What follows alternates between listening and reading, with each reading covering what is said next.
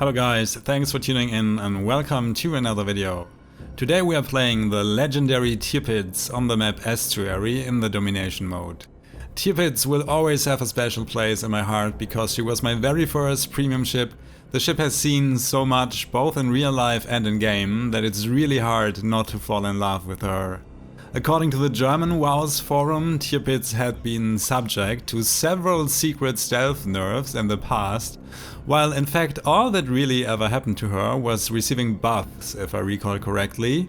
The recent commander rework, however, can be seen as the first nerf to Tirpitz in years, at least if you play her with a full secondary build like me. Because although the base accuracy of German secondaries has been increased, you still end up with overall less accurate secondaries if you go for a full secondary build, because Wargaming reduced the effectiveness of the new improved secondary battery aiming skill that replaced the old manual secondaries. There's a popular video out there which shows how a full secondary spec Kurfürst now needs roughly 30 to 40% more time to kill a cruiser with secondaries only, and it's kinda depressing to see, but the commander rework was not a total letdown for Tirpitz and her contemporaries. If you really go for the full secondary experience, you will obviously take the close quarters combat skill as well. Just gonna show you my build here on screen, and the nice thing about CQC is that you not only get a 10% reload buff on your secondaries, but also on your main battery as long as someone is spotted within your secondary range. And that's pretty good, to be honest. That's basically the bonus you get from AR when you're half dead. Now, obviously you need to make sacrifices in a lot of other departments for a full secondary build. Specifically survivability and main battery accuracy, both aspects you totally would not neglect if you were playing a competitive mode, but in random battles, with the undeniable decline in player skill this game has seen in the last months, I don't really feel like I need to be more survivable or accurate. It has never been easier to get into a good position to make your secondaries work, and yes, secondaries are more of a meme than ever before. Yes, there will be games on tier 10 maps with 3 Thunderers in the enemy team where you will never get close enough to make use of your secondary battery before being burned down, but what's the point of German BBs if you go for a half-assed dead-eye tank build? If I want to snipe, I wouldn't be playing Tirpitz or GK in the first place. It's a video game, boys, the goal is to have fun, and for me personally, Tirpitz delivers in that regard. Today's game is one of the rare occasions where we are top tier, and just like any other tier 8 BB, Tirpitz can really shine when she's not constantly up tiered. Full tier 8 matches can still be kinda rough for Tirpitz cause there are still a lot of potent fire starters and hard hitting AP threats in a tier 8 only lobby, not to mention the plethora of strong destroyers at this tier. But oh boy, when you face tier 6 opponents, Tirpitz can be a real terror. However, being top tier doesn't mean we can just rush in like the classic Tirpitz or Bismarck player. We are on the weak flank and there are 2 enemy destroyers close to the delta cap, and although their torpedoes don't hit as hard as if they were tier 8, 9 or 10 destroyers, floodings and fires are still the great equalizer at any tier, and I don't want to push in while there's also a HE spamming KGV in the back next to a smoked up anchorage. The enemy ranger also decided to bless our flank with her planes attendant, so we need to thin out the opposition first before we can make a move. There's no need to rush though, the game has basically just started, and as you can tell by my positioning, I'm ready to disengage if things go south. Estuary is a really good map for Tirpitz because it's not that big, there are a lot of islands you can use to get closer or to retreat, and although I've barely left my spawn, the delta cap is already almost completely in my secondary range, which means every time a DD wants to take it and get spotted, I receive that nice little reload buff from the CQC skill.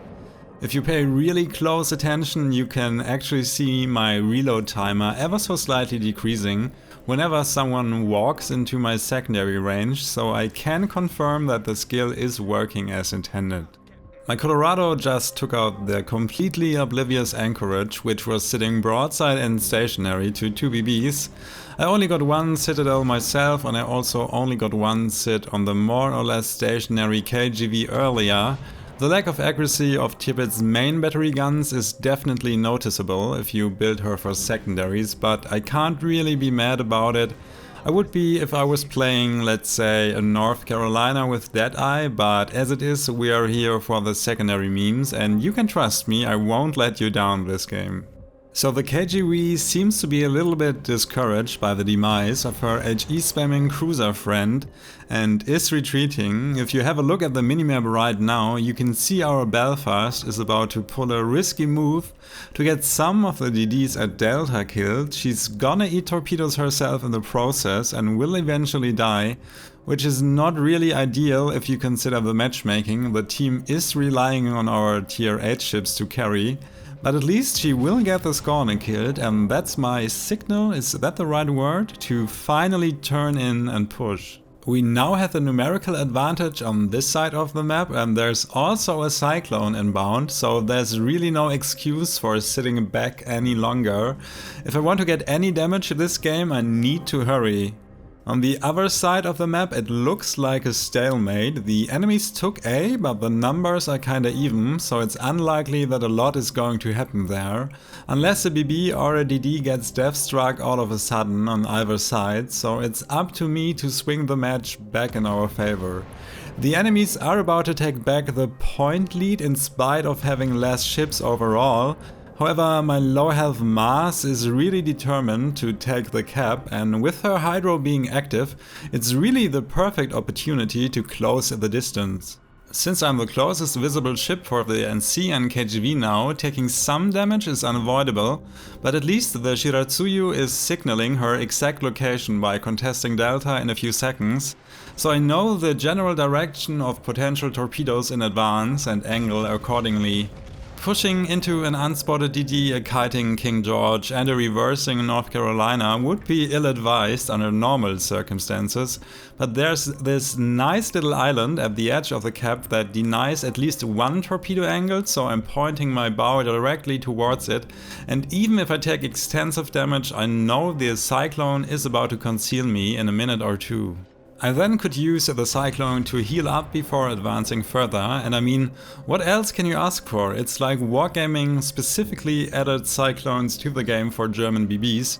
They are a nightmare for cruisers without radar and gunboat DDs, but they are really the best that can happen to ships like Großer Kurfürst, Bismarck and especially Tirpitz with her 6-kilometer torpedoes.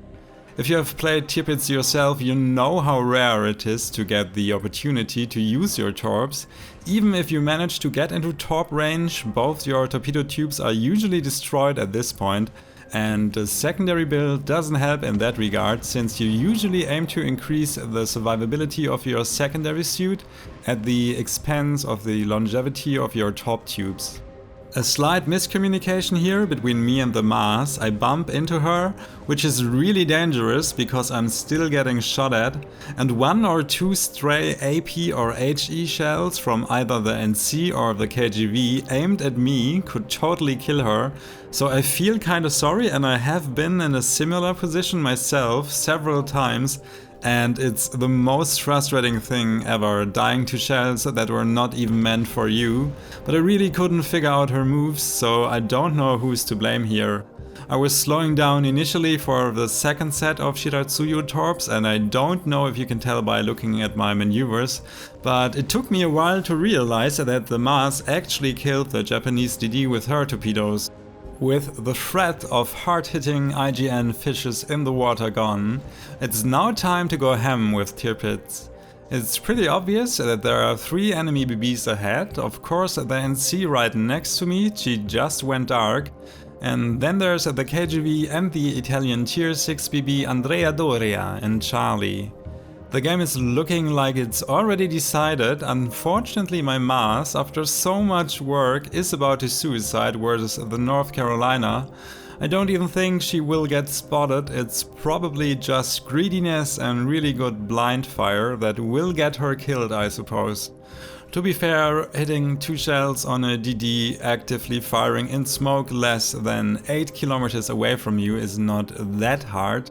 But on top of that, my Fubuki in Charlie smoked up after a failed torpedo rush on the Andrea Doria earlier, and now got eventually taken out by the King George, who also arrived at Charlie.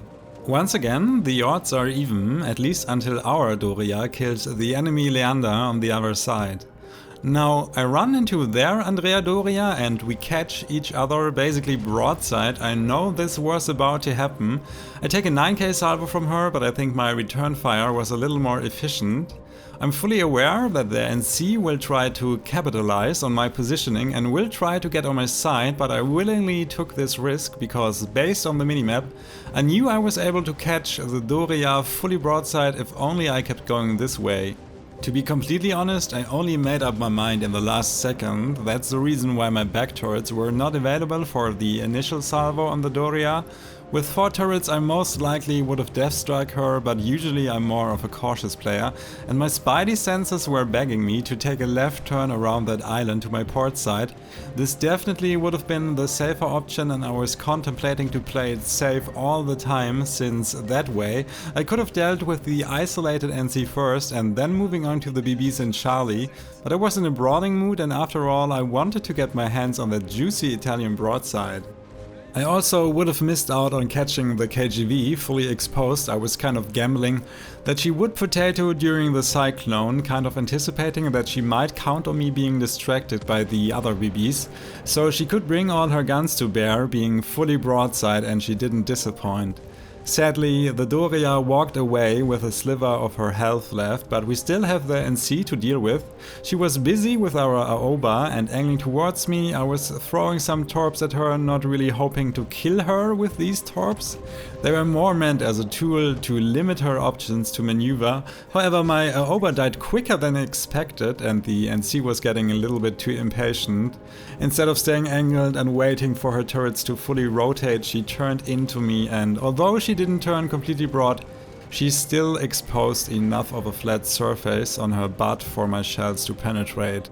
So after all, I would say taking the risk was worth it. Almost 3 kills in quick succession.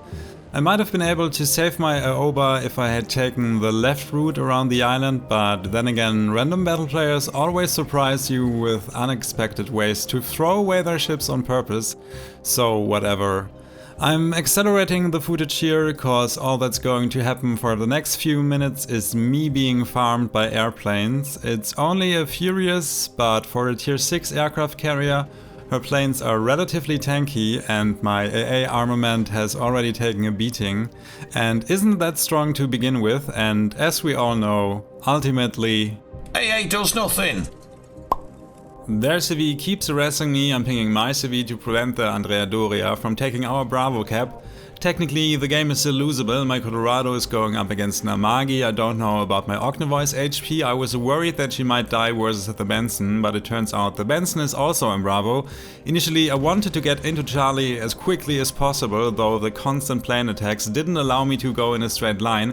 But eventually, it became apparent to me that if I kept going this way, I would be able to catch the broadside of the Japanese BB that's occupied with my Colorado.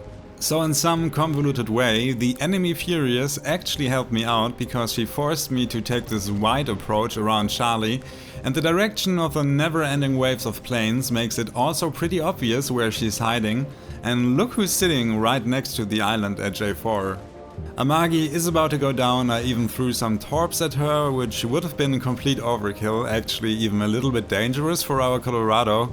But I figured she should be fine as long as the Amagi does not magically live way longer than expected and forces our American BB to turn heavily to her port side. But I digress. You know what time it is now? Payback time.